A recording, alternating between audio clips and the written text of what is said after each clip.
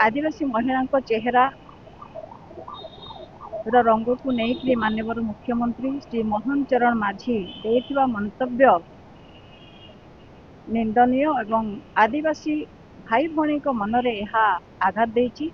से परिप्रेक्षी रे आम गहन रे मो सहित अछंती जिला परिषद अध्यक्षा श्रीमती भारती हांसदा समस्त को मु स्वागत करने सह आज जो माननीय मुख्यमंत्री जड़े सफा रंगर महिला को विवाह करने खोजुले एवं से मयूरभंज जिले में विवाह करिसंती बोली कहवा तांकर वर्ण निर्देश्व कौन भाव परिचय देछि। जड़े आदिवासी होई आदिवासी झील माने सफा नुहंती बोली कहवाकू नहीं आम मनरे गभीर आघात सृष्टि करिछि।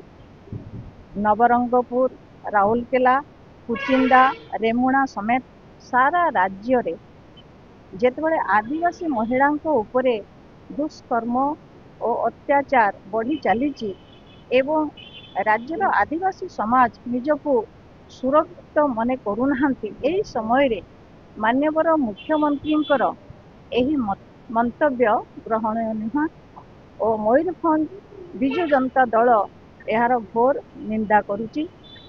जड़े एत बड़